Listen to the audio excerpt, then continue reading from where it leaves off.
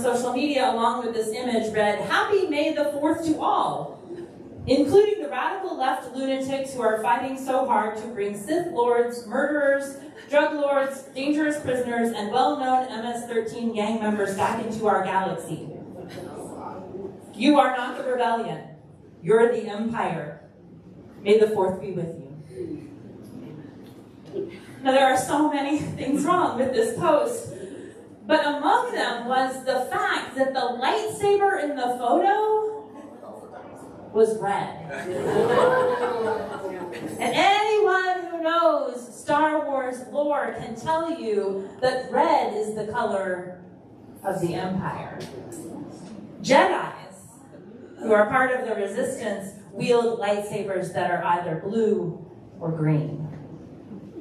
You see, symbolism is important because it carries layers of meaning. Symbols can inspire or distract, they can reveal truth, or they can co-opt and confuse it. So when we encounter symbolism in our scriptures, we need to be clear about its interpretation, aware of the context and the deeper meaning so we can seek to understand the real reality. That is the world as God sees it. Now, last week we covered some of the guardrails that we need to have in place when we read the book of Revelation or any apocalyptic text. To not read the symbolism meanings into the symbolism meanings that are not there. And one of our guardrails in interpreting the book of Revelation is to remember that we should not interpret any of the imagery or numerology in a way that people of the 1st century Asia Minor would not have understood. And yet these symbols are still, for us, powerful and evocative. They inspire our imagination, and these images, particularly from this part of John's Revelation, help to reveal the truth about the empire that is relevant for us today. So this week we skip forward in the book of Revelation in John's letter to unveil these images of empire, because in order to understand the broader purpose of John's vision, which is how people of faith can resist and persist under the powers and principalities, we have to understand what they and we are grappling with. To understand the imagery and how it represents the empires of the time in Revelation 13 and 17, we want to bring in a couple of other sources to help us interpret John's vision. And the first is from the Old Testament book of Daniel, particularly from Daniel chapters 17 and 12, and the apocalyptic visions of this young Judean prophet who was captured by the Babylonians and taken into exile. Daniel, as you might remember from Sunday school or vacation Bible school, was an interpreter of dreams. And he reveals to the king of Babylonia, Nebuchadnezzar, and his son Belshazzar, the power of the Most High God. And for his truth-telling, we probably remember that Daniel was thrown into where? The lion's den. But God closed the mouth of the lion and preserved Daniel's life. The book of Daniel corresponds to about 4.5 centuries of biblical history, from the heyday of the Neo-Babylonian Empire to the 160s BCE when Palestine was oppressed under the Seleucid Empire and the reign of Antiochus IV Epiphanes. Daniel's vision portrays all these empires as 4 separate beasts that rise up out of the sea. A lion with eagle's wings, with human feet and a human mind to represent Babylon. A flesh-eating bear to represent Media. A winged leopard with 4 heads, which represents Persia. And a 4th beast, more terrifying than all the rest, with 10 horns, iron teeth, and bronze claws, which represents the Greek Empire. So as with John's revelation, Daniel also needs help interpreting these visions, and the angel Gabriel appears to him to reveal their meaning. This is the interpretation, that there will be a power struggle between these different empires, but God's people will wake up, and those who lead many to righteousness will shine like the stars, like the gold lampstands that we heard about last week in John's Revelation. Ultimately, Daniel's letter says that God will prevail, but exactly when and how is unknown. And so we read in this part of John's vision from chapter 13 about a beast with 10 horns and 7 heads that looks like a leopard, with feet like a bear and a mouth like a lion, that emerges out of the sea. And we understand, when we have read the book of Daniel, that this echoes that vision. We understand that this empire looks something like the empires that have come before it, but is greater and more powerful because it has unified and dominated all of those other empires. We can identify the Roman Empire by its characteristics. And we know that, like those empires that came before it, this one too will ultimately come to an end.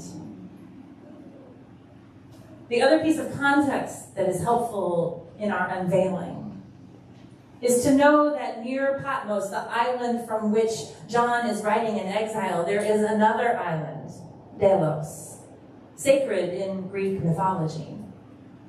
In a story which would have been known to John's audience, the god Apollo, the son of Zeus, was born on the island of Delos when his mother fled to escape the dragon known as Python, who wanted to kill the baby. But instead of being killed, Apollo grows up and kills the dragon. And both Emperors Augustus and Emperor Nero cast themselves as modern-day Apollos, whose rule would inaugurate a new era of prosperity. And John turns the imagery on its head in this vision. In John's vision, the dragon represents Satan, the fallen angel cast out of heaven, the one who gives authority to the beasts of the sea and the land, the empires to rule over the earth. The power of the evil one is behind and working through these earthly powers, causing people to worship the trappings of empire and not God. So rather than vanquishing the dragon's power continues to be exerted and felt through the power of the emperor and of the cults that worship him. Apocalyptic literature like Revelation uses symbolism and imagery for several reasons. And the first is to obfuscate the message in a climate where speaking openly and directly would be dangerous. John, writing from exile, knows the dangers of speaking openly about the true power of God and the perceived power of empire. He knew that the people in the churches to whom he was writing were already living under threat of their faith. We heard that in the letter that Alexis read from us. To speak directly against the empire then would put them at greater risk, and John knows this. But secondly, and perhaps even more important, the imagery and symbolism of apocalyptic literature seeks to open our eyes and our minds to the ways in which the empire is misrepresenting and co-opting the symbols of our faith, using earthly wealth and power to distract and tempt people to turn away from God and worship the empire instead. The head of the beast that appears to be slain is healed and mocks the death and resurrection of Jesus. The same with the fatal wound of the beast of the earth. This beast does great signs, even making fire come down from earth, an echo of the false prophets of Baal in 1 Kings. And the woman Babylon, dressed in fine cloth and glittering jewels and drinking from a gold cup, represents the opulence of the Roman Empire. Its wealth and power that seems so tempting. She is called Babylon because the readers would have known the history of the violence and oppression of the Babylonians, and also how that empire, which once seemed so powerful, had ultimately fallen. During our Manna and Mercy retreat earlier this spring, the Reverend Alan Story taught us that the Bible is always contesting something. And in order to understand what the Bible is saying to us, we have to know what it is that the Bible is speaking against. He explained that the book of Genesis, and specifically the first creation story, which had been part of the oral tradition for generations, was finally written down and codified during the Babylonian exile, when the people of God were captured and taken to Judea to live in a foreign land. Alan shared with us, alongside of our creation story, the story of the Babylonian creation story, which has many similarities to the Judeo-Christian story, but differs in some very significant ways. In the Babylonian story known as the Enuma Elish, it begins with a watery chaos out of which comes life. Sounds familiar, doesn't it?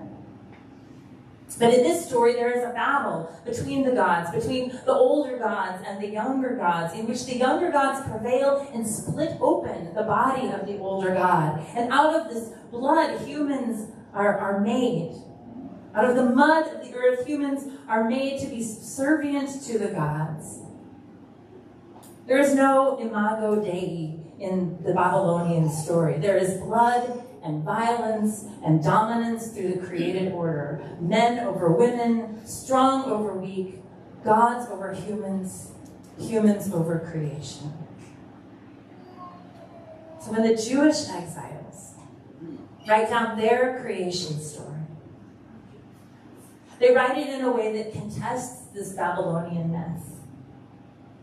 Our God is a God who is generous, who lovingly makes creation and calls it good. God makes life to be abundant and fruitful and sustaining for all living things. Our God makes humans in God's own image and makes them to be partners with each other and caretakers of the created world. And so the arc of our biblical story, from creation to this fearsome and often misunderstood book of Revelation, contests the world as it is. And it helps us to keep our trust in the God of mercy and compassion, a God of humility and justice, a God of love and peace, even when it seems like the powers and the principalities of this world are dominating and in control. Even when we might be tempted to put our trust in the security of a well-armed military or the abundance of a prosperous economy, when we might be tempted to worship an earthly ruler who seems strong and powerful and decisive and authoritative, we are called to remember that even the kings of the earth have no real power compared to the ultimate power of God. Our faith story is meant to contest what Alan Story calls Babylonian theology then and now. To offer an alternative to violence and bloodlust, to the scarcity and hoarding, the domination and fear of the empire. We are still living in a time when Babylonian theology is the dominant theology of our culture. A world where might makes right, where the golden rule is he who has the gold makes the rules, where political leaders continue to blaspheme the name of God by claiming God's blessings when we drop bombs on other countries, or strip food and health care away from the most vulnerable people in our own country. So we need an alternative vision. We need a different truth to contest this present reality and illuminate a different future. This is why the leader of the Confessing Church in Germany, Dietrich Bonhoeffer, was a strong advocate for the apocalyptic faith of Revelation. He called upon Christians seeking to resist the Nazi regime to be a community which hears the apocalypse, to testify to its alien nature and resist the false principle of inner worldliness, and so to be at the service of those who suffer violence and injustice. Likewise, we too need to be able to see and name the empire for what it is, and point ourselves and others to another way, a way that offers a deeper truth of God's reality. I want to close with this. In his book, Disarming Leviathan, Loving Your Christian Nationalist Neighbor, which we studied earlier this year, the Reverend Caleb Campbell names Christian nationalism as the dragon in our midst today. And he writes, the dragon wants domination, power for the sake of power, and warriors for the dragon only advance policies if doing so will give them more power. Because their ultimate goal is to dominate the culture, which often means the eviction or elimination of those who are not with them. But Caleb calls us to be followers of the Lamb, to be different, to be countercultural. He writes in Revelation, possibly the most politically charged book of the Bible, we see that the risen King Jesus is envisioned in a politically subversive way. Contrary to expectations, he is not imagined as a powerful bear or majestic eagle. To our surprise, the conquering king is imaged as a slain and risen lamb. And the lamb conquers the beasts not by military dominance or economic might, but through self-sacrificing resurrection power. Jesus calls his followers to abstain from the worldly power, for grasping for worldly power to leverage over others. This is what the kingdoms of this world do, and we know that it leads to pain and destruction and death. So Jesus calls his followers to take the posture of a lamb, leading with humility and hospitality, service and long-suffering, grace and forgiveness and selflessness and love. For it is by the power of the Lamb that we find redemption and restoration for the world. And this, my friends, is the final reason why the symbolism and imagery of apocalyptic texts like Revelation are so powerful. Because they have the power to engage our imagination, to invite us to dream of a different reality, a world that is dramatically different from the world as it is now. This is what the prophets and visionary leaders and people of great faith through the generations have inspired us to do and to be, to provide another image that speaks to a deeper truth. To see the world with the eyes of God, we need to think beyond what's right in front of us and raise our eyes to a vision that is bigger and wider. We need dreams and visions that are filled with hope if we are to rise above the trials of this moment and help others to see where God is leading. So may it be so. Amen.